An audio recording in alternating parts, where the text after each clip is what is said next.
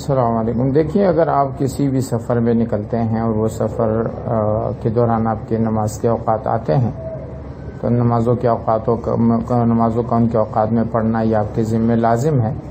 اور اس کے لیے آپ اندازہ لگائیں گے کہ کتنی دیر کے بعد کون سی نماز ہے۔ مثلا ظہر اور عصر کے بیچ میں 4 گھنٹے کا تقریباً وقفہ ہوتا ہے، عصر و مغرب کے بیچ میں 1.25 گھنٹے کا وقفہ ہوتا ہے، 1.5 گھنٹے کا وقفہ ہوتا ہے، مغرب عشاء بھی ایسی ہوتی ہے۔ تو اپنی نمازوں کو اپنے اوقات میں قبلہ رخ ہو کر پڑھنا ضروری ہے، قبلے کا تعین کروائیے، اور اگر آپ کو قبلے کا تعین نہیں ہو رہا ہے تو اپنے طور سے بہت زیادہ سوچ سمجھ کر کہ آپ مشرق کی طرف جا رہے ہیں تو مغرب کی طرف جا رہے ہیں تو مشرق کی طرف اپنا سوچ بچار کر کے ایک تحریک کر کے نماز پڑھ لیجئے قبلے کے رخ۔ اور اگر قبلے کا رخ ہونا ممکن نہیں ہے تو پھر اپنی کرسی پر بیٹھے بیٹھے نماز کی شکل بناتے رہیے، البتہ ان نمازوں کا بعد میں قضا کرنا ضروری ہے۔